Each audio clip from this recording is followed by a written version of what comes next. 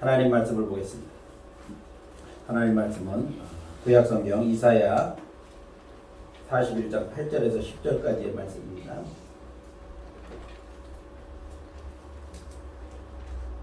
이사야 41장 8절에서 10절까지의 말씀. 최저스의 같은 목소리로 함께 공부하겠습니다. 이사야 41장 8절에서 10절까지의 말씀입니다. 그러나 나의 종도 이스라엘아, 내가 택한 야곱아, 나의 곧 아브라함의 자손아, 내가 땅 끝에서부터 너를 붙들며 땅 모퉁이에서부터 너를 부르고 내가 이르기를 너는 나의 종이라. 내가 너를 택하고 싫어하여 버리지 아니하였다 하였노라. 두려워하지 말라, 내가 너와 함께라. 놀라지 말라, 나는 내 하나님이 됨이라. 내가 너를 굳세게 하리라. 참으로 너를 도와주리라. 참으로 나의 의로운 오른손으로 너를 붙들리라. 아멘. 할렐루야. 우리 서로 인사하겠습니다. 하나님이 당신을 축복하십니다. 하나님의 집사님을 축복하십니다. 오늘도 참 좋은 날인 줄로 믿습니다. 하나님의 크신 은혜와 축복이 사랑하는 성도 여러분들에게 언제나 함께 하시기를 예수님의 이름으로 축복을 드립니다.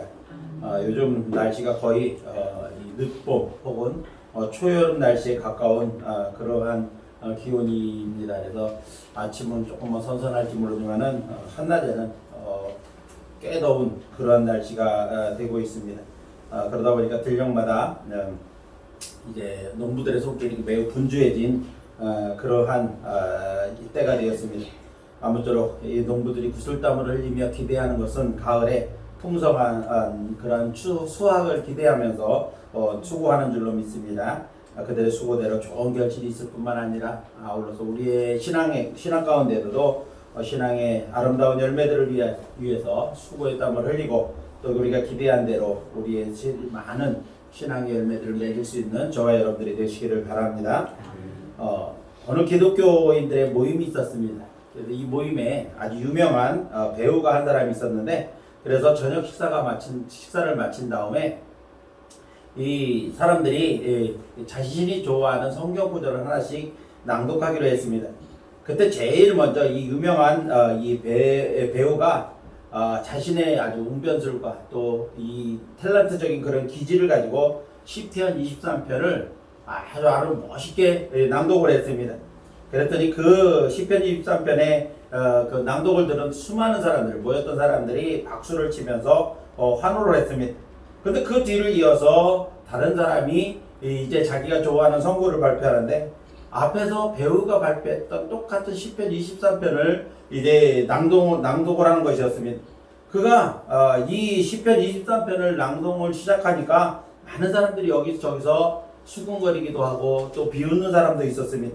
그런데 이분이 한 절 한 절 이 시편 23편을 암송해 가는 과정 속에 어느새 그 낭송을 듣던 수많은 사람들이 모인 사람들의 눈에 눈물이 고이기 시작했고, 아주 우레와 같은 그러한 박수갈채는 없었지만 모든 사람들이 아주 감동적인 그리고 뜨거운 눈물을 흘리는 그러한 이 시편 23편의 낭송이 있었습니다. 자, 그 낭송이 끝나자마자 제일 먼저 시편 23편을 낭송했던 배우가 그분을 찾아가서 이렇게 말을 합니다. 저는 시편 23편을 잘 알고 있습니다. 그러나 당신은 그 시편의 목자를 알고 계시는군요. 이렇게 말을 했다고 합니다. 다시 말하면은 이 배우는 시편 23편을 외우고 그리고 시편 23편을 그냥 낭독하는 것으로 그것이 전부인 줄 알았는데, 실질적으로 이 나중에 시편 23편을 낭송한 사람은 그 하나님, 목자 되신 하나님과 직접적인 그러한 관계를 통해서 이렇게 살아가는 그러한 삶의 모습이 이 배우에게 보여졌던 겁니다. 그래서 그를 존경하는 마음으로 다가가서 손을 잡았다고 하는 그러한 이야기가 있습니다. 여러분은 성경 구절에 감동을 받고 눈물을 흘리신 적이 있습니까? 우리는 감동받기를 원합니다. 그래서 많은 사람들이 아름다운 자연이나 또 좋은 음악이나 책의 글들, 그리고 영화나 선물 같은 것을 통해서 우리는 감동을 많이 받습니다. 그런데 사람처럼 또 감동을 주는 존재도 없습니다. 사람의 아름다운 마음은 한 사람의 일생을 변화시키기도 하고 또 한 사람의 삶을 새롭게 만들어주기도 하는 겁니다. 만물 중에 가장 부패한 것이 인간의 마음이라고 성경은 말씀하고 있습니다. 그런데 그 만물 중에 가장 부패한 인간으로서의 마음은 무엇 때문이냐면 바로 죄 때문이라는 겁니다. 죄로 말미암아 하나님의 형상을 잃어버린 사람의 마음은 만물 중에 가장 부패할 수밖에 없습니다. 그러나 하나님의 형상을 회복한 인간의 마음에서 흘러나오는 그러한 이 마음씨는 정말 비길 데 없는 아름다운 그런 감동적인 것입니다. 이제 사랑하는 성도 여러분들도 언제나 하나님의 형상으로서의 그러한 마음을 가지고 인간의 마음을 가지고 다른 사람들에게 감동을 줄 수 있는 그러한 성도의 삶을 살아가는 저와 여러분들이 될 수 있기를 예수님의 이름으로 축복을 드립니다. 자, 사람은 누구나 예외 없이 이름을 가지고 있습니다. 여러분 가운데 여러분의 이름 가운데 또 그 이름에 대한 뜻이 담겨져 있습니다. 이름이 담고 있는 의미가 있다는 겁니다. 그래서 여러분의 이름을 지은 분이 어떤 마음으로 여러분들의 이름을 지었는지 여러분들은 그 이름을 보면 여러분들의 이름을 불러보면 여러분들은 알 수 있을 겁니다. 자, 그리고 여러분들은 그 이름에 걸맞는 여러분의 이름에 걸맞는 그러한 삶을 살고 계십니까? 만일 하나님께서 지금 여러분의 이름을 부르신다고 한다면 여러분의 마음은 또 어떨까요? 지구상에 존재하는 모든 생물에는 이름이 다 있습니다. 이름에는 사람이면 그 사람에 대한 기대나 소망이 담겨져 있고 또 그 이름은 그 사람을 상징합니다. 대표하는 겁니다. 동물이나 식물 또는 어떤 사물에게도 붙여진 이름을 보면 그 동물이나 식물의 특성이나 특징을 그대로 잘 표현된 그러한 이름들을 가지고 있는 것을 보게 됩니다. 자, 우리나라 속담에 호랑이는 죽어서 가죽을 남기고 사람이 죽으면 이름을 남긴다 그런 말이 있습니다. 짐승이 죽어 가죽을 남기는데 인간으로 태어나서 이 땅에 이름을 남길 이름이 사람들의 기억 속에 오래 기억되어지고 그 사람의 이름을 생각할 때마다 기쁨이 오고 감동을 줄 수 있다고 한다면 그 얼마나 아름다운 이름이겠습니까? 반면에 죽어서도 사람의 가슴을 서늘하게 만들고 또 그 사람의 이름만 들어도 치를 떨고 손가락질하는 그러한 이름을 남긴 사람들도 많이 있습니다. 이처럼 이름이라고 하는 것은 하찮은 것이 아닙니다. 우리의 삶에 그 한 사람의 일생에 있어서 아주 소중한 의미를 담고 있는 것 그리고 영향력을 끼치는 것 이것이 바로 이름이라는 겁니다. 하나님께서도 천지만물을 지으시고 처음 만든 사람인 아담에게 이름을 지어주셨습니다. 그리고 아담은 갈비뼈로 만든 여자를 하와라고 이름을 지어주셨습니다.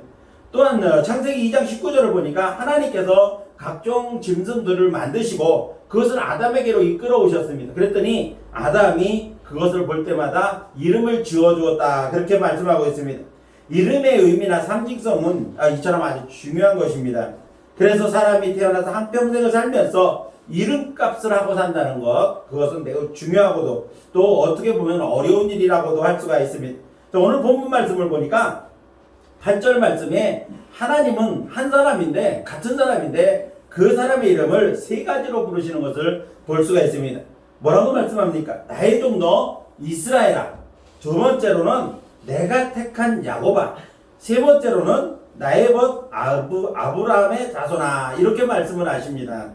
자, 이스라엘이라고 하는 여러분도 잘 아는 것처럼 야곱이라고 하는 사람의 이름인데 이 야곱이라고 하는 사람의 이름을 하나님께서 부르시는데 세 차례에 걸쳐서 각기 다른 칭호와 다른 이름으로 부르시고 있다는 겁니다. 나의 종 이스라엘아, 내가 택한 야곱아, 나의 벗 아브라함의 자손아 이렇게 부르고 계시는 것을 볼 수가 있습니다. 자, 여러분도 잘 아시는 것처럼 야곱이라고 하는 이름은 그가 태어나서 부모님으로부터 지음받은 이름이 바로 야곱이라는 이름입니다. 그리고 이스라엘이라고 하는 이름은 형 이삭을 피해서 바단 아람으로 도망을 갔다가 20년 만에 다시 이제 객지 생활을 마감하고 이 고향으로 돌아가는 길에 약복강에서 하나님의 사자와 씨름에서 얻은 이름이 바로 이스라엘이라고 하는 이름입니다. 자, 그런데 우리가 주위에서 이 말씀을 읽어보면 그 이름 앞에 또 다른 칭호가 붙어 있는 것을 볼 수가 있습니다. 이스라엘이라고 하는 이름 앞에는 나의 종이라고 하는 그러한 칭호가 붙어 있고 야곱이라고 하는 이름 앞에는 내가 택한이라고 하는 말씀이 붙어 있습니다. 그리고 나의 벗 아브라함의 자손아 이렇게 부르시는 것을 볼 수가 있습니다. 자, 이렇게 하나님께서 야곱을 부르신 데는 아주 중요한 의미가 담겨져 있다는 것입니다. 오늘 저는 야곱을 부르시는 하나님께서 부르신 그 부름의 의미들을, 그 이름의 의미들을 한번 생각해 보려고 하는 겁니다. 오늘 말씀을 통해서 저와 여러분의 이름이 하나님께 어떻게 불려졌으면 좋겠을까? 내 이름을 하나님께서 부르실 때 단순하게 이름 석자만 부르시는 것이 아니라 내 이름 앞에 어떤 칭호를 넣어서 나를 부르실까? 그리고 어떤 칭호를 넣어서 나를 부르셨으면 좋을까라고 하는 것들을 한번 생각해 볼 수 있기를 바랍니다. 아울러서 또 그 이름에 합당한 그리스도인의 삶을 결단하는 귀한 시간이 되시기를 예수님의 이름으로 축원합니다. 자, 그러면 하나님이 부르신 야곱을 부르신 이름은 어떤 의미가 있을까? 첫 번째로 보니까 나의 종 이스라엘아 이렇게 부르셨습니다. 자, 하나님께서 이스라엘을 부르신 이름은 나의 종 이스라엘아 이렇게 부르십니다. 종이라고 하는 것은 어떤 존재입니까? 종이라고 하는 것은 주인의 명령에 따라서 살고 죽는 존재가 바로 종이라고 하는 종입니다. 하나님께서 이스라엘을 하나님의 종으로 부르셨습니다. 하나님의 종으로 부르신 이유가 무엇이냐? 하나님께서 당신의 뜻을 성취하시기 위해서 하나님의 도구로서 이 야곱을 부르셨다는 겁니다. 하나님께서 계획하신 일들을 진행하심에 있어서 그 일의 도구로 쓰기 위해서 야곱을 부르셨다는 겁니다. 이스라엘을 나의 종으로 부르신 것입니다. 그런데 하나님께서 이스라엘의 본래 이름인 야곱이라 부르지 않고 이스라엘이라고 부르십니다. 나의 종 야곱아 이렇게 부르신 것이 아니라 나의 종 이스라엘아 이렇게 부르신 것입니다. 자, 이스라엘이라고 하는 이름은 아까도 말씀드렸던 것처럼 야곱이 형 에서의 축복을 가로채서 도망을 갔습니다. 그리고 외삼촌 집에서 20년을 살면서 4명의 아내와 13명의 자녀를 얻게 됩니다.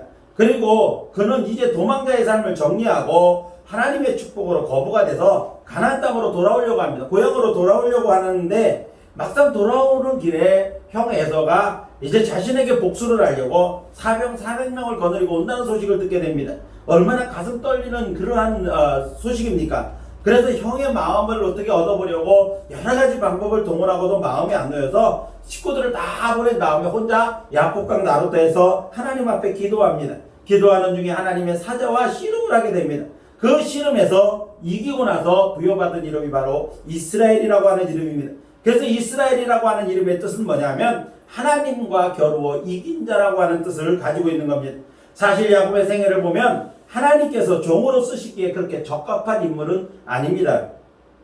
가장 인간적인 모습으로 살았던 그가 하나님과 겨루어 이긴 자가 되어 이스라엘 민족의 조상이 되었는데 실질적으로 야곱의 생애를 보면 그 이전에 이스라엘 이전의 생애를 보면 그는 그럴 만한 인물이 아니었다는 겁니다.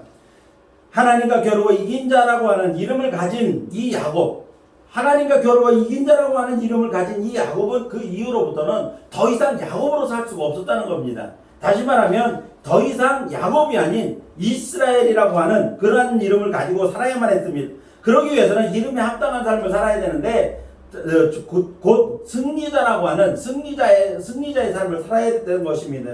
야곱으로 살아갈 때는 야곱의 이름에 맞게 살아야 됐습니다. 그래서 야곱처럼 살아왔지만 그가 하나님과 겨루어 이긴 자가 되어져 이스라엘이라고 하는 이름을 얻은 다음부터는 승리자의 삶을 살게 되었다는 것입니다.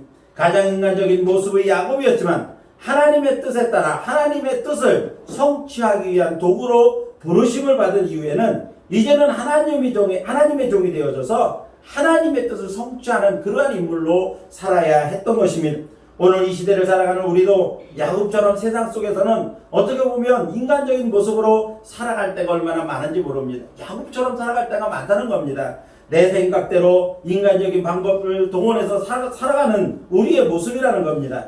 그러나 야곱이 하나님의 은혜와 축복으로 이스라엘이 된 이후에는 하나님의 뜻을 성취하기 위한 도구로 부르심을 받고 이스라엘 즉 승리자의 삶을 살게 되었다는 것입니다. 주의 뜻에 합당한 삶을 또 하나님의 뜻에 순종하는 삶을 살아야 했다는 겁니다. 이처럼 우리도 야곱처럼 이 세상에서 인간적인 방법으로 인간적인 뜻을 앞세워서 살던 우리들이었지만 예수 그리스도의 이름으로 예수 그리스도의 은혜로 말미암아 부르심을 받고 하나님의 자녀가 된 이후로는 이제 영적인 이스라엘 백성들입니다. 그러므로 이제는 우리는 야곱처럼 살아서는 안 된다는 겁니다. 하나님의 자녀처럼 이스라엘처럼 살아야 된다는 겁니다. 그래서 하나님의 부르심에 순종함으로 말미암아 우리는 이제는 더 이상 인간적인 모습으로 산 야곱의 삶이 아니라 이스라엘의 모습으로 승리자의 모습으로 살아가야 된다는 것입니다. 우리가 하나님의 일꾼으로 부르심을 받고 하나님의 자녀로 부르심을 받은 것은 내 능력이나 내 뜻이 아니라 전적인 하나님의 은혜로 말미암았다는 사실을 우리는 잊지 말아야 될 것입니다. 그러므로 우리는 우리의 삶이 야곱 같은 삶일지라도 하나님의 은혜의 부르심을 받아 믿음으로 순종하는 삶을 통해 얼마든지 이스라엘 즉 승리자의 삶을 살 수가 있게 되는 것입니다. 이제 사랑하는 성도 여러분들이 하나님의 뜻을 이루기 위해 부르시는 은혜를 받아 순종함으로써 이제는 하나님께서 나의 종 아무개야 이렇게 부르실 만큼 저와 여러분들이 그런 이름에 합당한 성도의 삶을 살아가시기를 예수님의 이름으로 축원합니다. 두 번째로 하나님께서 이스라엘을 야곱을 부르실 때 뭐라고 부르셨는가 하면 내가 택한 야곱아 이렇게 부르셨습니다. 야곱은 이스라엘 역사에 있어서 족장 시대의 마지막 족장입니다. 이스라엘 역사에 3대 족장이 있는데 아브라함이 있고 이삭이 있고 그리고 마지막이 야곱입니다. 아브라함과 이삭에 이어 3대 이스라엘의 족장인 야곱은 쌍둥이로 태어났는데 형으로 태어난 것이 아니라 동생으로 태어났습니다. 그가 태어날 때 먼저 태어난 형의 발꿈치를 잡고 나왔습니다. 이스라엘 나라는 우리나라도 뭐 옛날 조선시대로부터 이어져 오는 어떤 전통적으로 이 남자 선호 사상이 있고 또 장자 우선 순위가 있습니다. 그런데 우리나라보다 더 심한 나라가 바로 이스라엘 민족입니다. 이스라엘 나라는 장자권과 장자에게 주어지는 축복권은 아주 절대적인 것이었습니다. 그런데 이 야곱은 쌍둥이로 태어나면서 몇 분 차이로 태어난 것도 아니고 형 에서의 발꿈치를 잡고 나올 만큼 아주 줄줄이 이어서 나왔다는 겁니다. 그래서 이 형 에서의 발꿈치를 잡고 나오는 그 모습을 보고서 부모님이 지어준 이름이 뭐냐면 움켜잡았다고 하는 뜻으로 야곱이라고 하는 이름을 지어준 겁니다. 이스라엘이 되기 이전에 야곱의 모습은 정말 이 움켜잡은 자의 아주 전형적인 모습을 보여줍니다. 그는 기회주의자였으며 자기가 원하는 것은 수단과 방법을 가리지 않고 무조건 가져야만 되는 그러한 사람이었습니다. 쌍둥이로 태어났지만 장자의 명분에 대한 욕심을 놓치지 않았습니다. 쌍둥이로 태어나서 동생으로 태어난 것이 너무나 억울했기 때문에 그는 언제라도 장자의 명분을 가지려고 애를 썼다는 겁니다. 들사람으로 성장을 했던 이 형 에서가 사냥터에서 허기진 상태로 돌아온 것을 알게 된 이 야곱은 그가 돌아오는 길목에서 팥죽을 쓰게 됩니다. 죽을 수도 있다가 배고파 허기 때문에 견디지 못하고 팥죽 한 그릇을 요구하는 이 형 에서에게 장자의 명분을 팔라고 내게 넘기라고 말을 합니다. 평소에 장자의 명분에 대해서 깊이 생각도 하지 않았고 또 가볍게 여겼던 이 에서는 배고파 죽겠는데 장자의 명분이 무슨 소용이 있겠냐면서 네 맘대로 해라. 그렇게 해서 팥죽 한 그릇에 장자의 명분을 야곱에게 넘겨주었습니다. 기회를 잘 포착을 했고 그 기회를 이용해서 장자의 명분을 받아낸 사람이 바로 이 야곱이었다는 겁니다. 이후 호시탐탐 장자가 받을 축복권을 노리던 야곱은 어머니 리브가와 공모해서 눈이 어두워 잘 보지 못하는 아버지 이삭을 속여서 장자가 받을 축복마저 가르쳐버립니다. 그것으로 인해서 형이 분노하고 그래서 복수하려고 하는 그러한 기미가 보이자 그는 도망을 하게 됩니다. 그래서 바다나라의 외삼촌 집에서 또 외삼촌 집으로 도망을 하게 되고 그곳에서 20년간을 살게 됩니다. 자, 외삼촌 집에서도 어떻게 보면 외삼촌이 야곱을 이용한 것 같지만 사실은 그 내용을 속속들이 자세히 들여다보면 그것은 야곱이 외삼촌을 이용한 것이지 외삼촌이 야곱을 이용한 것이 아니라는 겁니다. 그래서 20년 동안 이 외삼촌 집에 머물면서 4명의 아내와 13명의 자식뿐만 아니라 많은 재산을 모으는 거부가 되어서 고향으로 돌아가게 되어지는 겁니다. 물론 이 모든 역사는 어머니 리브가 뱃속에 있을 때부터 하나님께서 이미 예정하신 일이었습니다. 그러나 이 모든 일들이 이루어지는 과정을 우리가 자세히 보면 그것은 야곱의 성품이 그대로 드러나는 과정이었다는 것을 우리가 알 수가 있는 겁니다. 그럼에도 불구하고 하나님은 형인 에서가 아닌 동생 야곱을 선택하신 것입니다. 즉 인격적으로 볼 때 야곱은 하나님의 부르심을 받고 선택받을 아무런 이유가 없었지만 하나님은 당신의 계획과 섭리를 이루어 가시는 일에 야곱을 선택하셨다는 겁니다. 그래서 오늘 본문에서도 하나님께서는 내가 택한 야곱 이렇게 표현을 한 것입니다. 내가 택한 야곱아 이렇게 부르고 계시는 겁니다. 야곱에게 어떤 선택받을 만한 이유는 없었지만 전적인 하나님의 주권에 의해 선택되었고 선택 자체가 바로 야곱에게는 하나님의 은혜였다는 것입니다. 사랑하는 성도 여러분, 성경은 우리가 하나님을 선택한 것이 아니라 하나님이 우리를 지명해서 부르셨다 이렇게 말씀하고 있습니다. 많은 사람들은 내가 하나님을 선택해서 하나님을 믿고 하나님을 섬기는 사람이 되었다라고 생각을 합니다. 그러나 성경을 보면은 성경은 하나님이 우리를 만세전부터 어머니 뱃속에 있기 전부터 우리를 선택하셨다. 우리를 지명하셨다. 그렇게 말씀하고 있는 것입니다. 그래서 야곱을 부르시고 지명하시면서 너는 내 것이라고 말씀하신 하나님께서 저와 여러분을 지명하여 부르시고 아무개야 너는 내 것이다 이렇게 말씀하신 줄로 믿습니다. 바로 야곱 같은 저와 여러분을 택하셔서 하나님 나라의 자녀로 그리고 하나님 나라의 백성으로 또한 하나님의 계획을 성취해가는 사람으로 세워주셨다는 것입니다.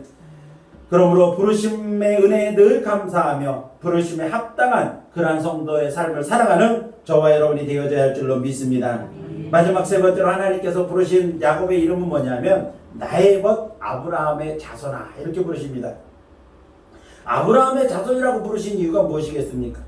아브라함과 하나님과의 관계는 뭐냐면 아브라함은 하나님의 부르심에 믿음으로 순종한 사람이고 또 하나님께서는 그 아브라함의 믿음의 순종을 의롭게 여기셔서 하나님과 믿음과 순종으로 하나님과의 관계를 맺은 겁니다. 그래서 하나님은 아브라함의 믿음과 순종을 보시고 그에게 언약을 주셨습니다. 그래서 하나님과 아브라함의 관계는 언약으로 맺어진 관계라는 겁니다. 하나님께서 아브라함을 부르시면서 너는 내가 너를 많은 민족의 조상으로 삼게 해주겠다. 그리고 너를 복의 근원되게 해주겠다. 이렇게 부르신 것입니다. 즉 하나님께서 이스라엘 백성들의 이 역사적인 진행되는 사실들을 보면 그들이 죄악으로 말미암아 징계를 받아 고난을 당합니다. 그래서 나라가 멸망받는 그런 비운을 맞이하기도 했지만 그래도 그들은 하나님의 약속의 자녀였습니다. 그래서 하나님께서는 반드시 그 후손들을 그대로 멸망한 대로 그대로 외국에 끌려간 대로 버려두지 아니하시고 반드시 회복을 약속하시고 또 회복에 대한 말씀을 계속해서 해주시고 있는 것을 보게 됩니다. 실제적으로 성경에 나타난 이스라엘 역사를 보면 끊임없이 이스라엘 백성들은 하나님을 배반합니다. 죄악 가운데서 징계를 당합니다. 그런 이스라엘 백성들이었지만 하나님은 그대로 버려두지 아니하시고 아주 멸망하게 하신 것이 아니라 그들이 잘못을 회개하고 돌이킬 때 하나님께서는 반드시 회복시켜 주시는 그러한 모습을 보게 되는 겁니다. 이사야서가 기록될 당시는 아직 북왕국 이스라엘은 완전히 멸망했지만 남왕국 이스라엘은 멸망한 상태가 아닙니다. 남왕국 이 유다도 계속해서 이 아수르나 이런 나라 주변 열강에게 계속해서 공격을 당하고 있는 위험천만한 상황 속에 있었지만 아직까지 망한 상태는 아니었습니다. 그런 상황 속에서 이사야는 하나님의 계시를 받아서 이 이사야서를 쓰게 되었는데 이 이사야서에도 보니까 이제 이 백성 즉 남은 이 10지파는 이미 멸망을 했고 남은 유다 지파와 베냐민 이 두 지파도 결국은 하나님 앞에 범죄함으로 징계를 받아서 이제 나라가 멸망하게 될 건데 그냥 멸망한 대로 버려두는 것이 아니라 하나님께서 70년 만에 회복시켜 주실 것이라고 하는 것을 약속합니다. 아울러서 궁극적으로는 메시아가 탄생을 해서 이 죄악 가운데 있는 이스라엘 백성들뿐만 아니라 온 인류를 구원할 구원 계획에 대한 메시아의 계획에 대한 말씀도 아울러 기록하고 있는 책이 바로 이사야서인 겁니다. 그래서 이사야서가 기록될 당시에는 남왕국 유다도 그런 위기 속에 있었지만은 하나님께서는 반드시 이 민족이 회복될 것이라고 하는 것을 약속하고 계시는 것입니다. 본문에서 하나님은 이 야곱을 부르시면서 나의 벗 아브라함의 자손아 이렇게 표현합니다. 아브라함을 하나님의 친구로 그렇게 소개를 하고 있는 겁니다. 자, 이 표현은 뭡니까? 하나님께서 아브라함을 부르시고 그의 믿음의 순종을 통해서 믿음의 조상이자 복의 근원으로 삼아주셨습니다. 그리고 그를 나의 친구다 이렇게 표현하실 만큼 아주 아브라함에 대한 친밀함을 하나님께서 보여주고 계시는 것입니다. 이런 하나님의 은혜는 오늘날도 마찬가지라는 겁니다. 그 시대 이미 오래전의 시대입니다만은 아브라함이 믿음과 순종함으로 하나님의 벗으로 인정받았던 것처럼 오늘날도 하나님의 부르심을 받고 하나님의 자녀가 되는 것은 바로 믿음이라고 하는 겁니다. 믿음에 따른 순종이라는 겁니다. 우리가 하나님의 부르심을 받고 하나님의 자녀여 천국 백성이 된 것은 전적인 하나님의 은혜이지만 거기에는 전제가 있습니다. 하나님께서 부르셨다 해서 다 하나님의 자녀요 하나님의 벗이 되는 게 아니라는 겁니다. 하나님의 부르심에 응답을 해야 되고 하나님의 말씀에 순종하는 그러한 순종의 행위가 있어야 된다는 겁니다. 그래서 하나님 부르시는 것은 하나님이시지만 하나님의 은혜 안에 머물러 사는 것은 믿음과 순종이라고 하는 것이 전제되어야 하는 것입니다. 아브라함의 의가 무엇입니까? 하나님에 대한 믿음과 그 믿음에 따른 순종의 결과가 하나님께 의로 여겨졌다. 성경이 그렇게 말씀했습니다. 따라서 하나님의 부르심의 은혜의 결실은 바로 믿음과 순종의 여부에 달려있다는 것입니다. 우리가 하나님의 부르심 속에 응답하지 않으면 하나님 계속해서 나와 아무런 관계가 없는 겁니다. 하나님이 나를 부르실 때 내가 그 하나님의 부르심에 응답하고 믿음으로 아브라함처럼 순종하게 되면 우리도 하나님의 자녀, 하나님의 벗으로 여김을 받고 그렇게 여겨주시는 것이 바로 하나님의 은혜라는 것입니다. 그러므로 우리의 믿음과 순종을 통해 하나님과의 친밀함을 가질 수 있고 또한 믿음으로 하나님의 자녀가 되어 하나님 나라의 상속자가 되는 그러한 은혜를 누리게 되어지는 것입니다. 나의 벗 아브라함의 자손아 지금 믿음의 후손이고 또 약속의 상속자라고 하는 것을 아브라함의 후손이라고 하는 이 말씀에는 아브라함에게 약속된 그 약속이 이스라엘에게 상속되어진다는 상속자로서의 확인인 것입니다.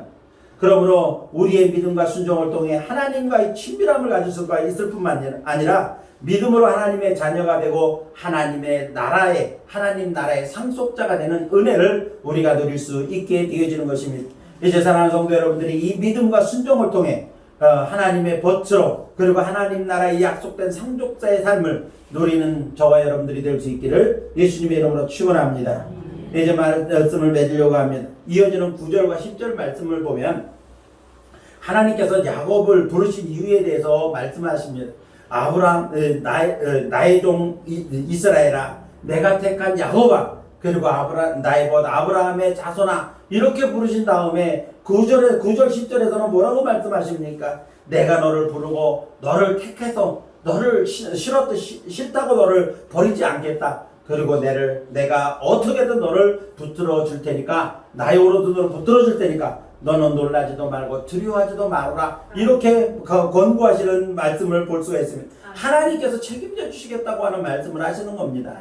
야곱을 부르신 이유가 뭐냐면 하나님의 자녀로서 하나님 나라의 백성으로서 때로는 하나님 나라의 일을 하나님의 계획을 성취해갈 그러한 일꾼으로서 하나님께서 붙들어 주시겠다는 겁니다. 그러니까 너희는 걱정하지 말라는 겁니다. 내가 너를 어떤 상황 속에서도 붙들어 주겠다라고 말씀하시는 것입니다.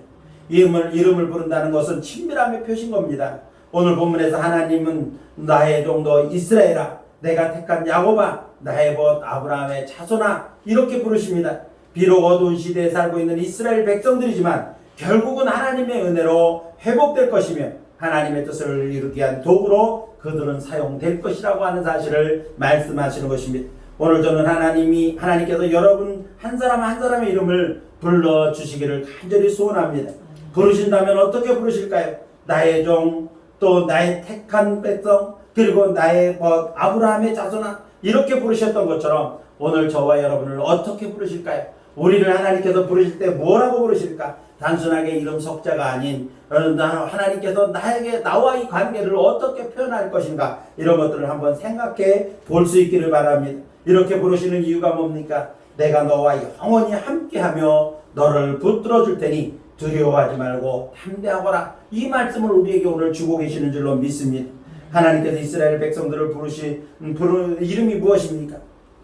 나의 종 이스라엘아 내가 택한 야곱아 나의 곧 아브라함의 자손아 이렇게 부르셨던 것처럼 오늘 말씀을 듣는 사랑하는 성도 여러분들의 이름이 하나님께로 불려지되 하나님께서 저와 여러분을 뭐라고 부르실 것인가, 우리를 어떻게 표현하실 것인가, 이런 것들을 기억하면서 정말 하나님께서 우리를 붙들어 주시고 하나님의 자녀로 영원히 보호하실 만한 그러한 이름들로 불려주시는 저와 여러분들이 되시기를 예수님의 이름으로 축복합니다. 교회 소식을 말씀드리겠습니다. 주보를 참고해 주시고요. 특별한 교회 소식은 없습니다. 우리가 이 코로나 시대에 정말 건강을 잘 유지할 수 있도록 조심들 하시고, 또 어르신들 지금 이제 백신 접종이 시작됐는데 건강 잘 살펴서 우리 모두가 건강한 생활을 잘 해갈 수 있도록 그렇게 해주시고, 이럴 때일수록 예배를 위한 기도, 그리고 매일 묵상, 성경 읽기 등 신앙 성장을 위한 일에 여러분들 모두 관심을 가지고 열심을 내주시기를 부탁을 드립니다.